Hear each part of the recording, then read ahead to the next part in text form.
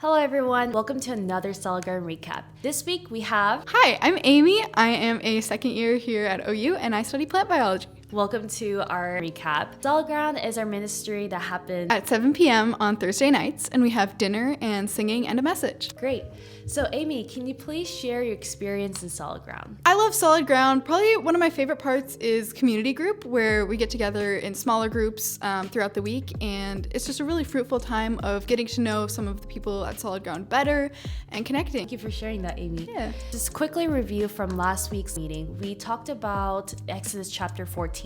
Chapter 14 Exodus is pretty well known because that's where Moses lifts his staff, and that's where God divides the sea for the Israelites to go in the midst of the sea on dry ground. When the Egyptians went behind them, behind the Israelites, that's when the angel of God, including the pillar of clouds, went before the camp of Israel and then went behind the Israelites, which mentions in the verse 19 and then verse 20. So Can you please share your thoughts on that? Sure. It's very easy to see in your mind. It's very imaginative and imagery is really good. And I really like how the angel of God went before the Israelites as kind of their guide and like, this is where you're supposed to go.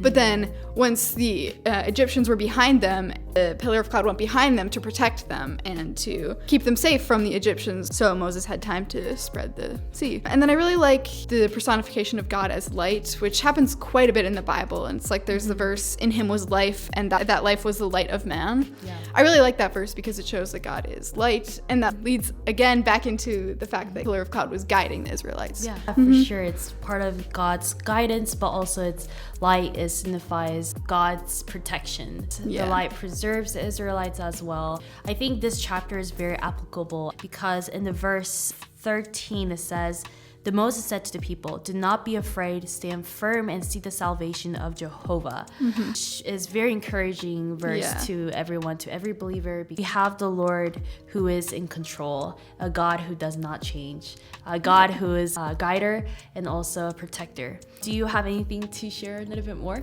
I also really like that verse 13 where it continues on and saying, see the salvation of Jehovah, which he will accomplish for you today. I kind of think that's kind of a preview of the whole salvation story. Like, we don't have to be afraid because God is accomplishing our salvation for us, and he's protecting us from the Egyptians and from the darkness.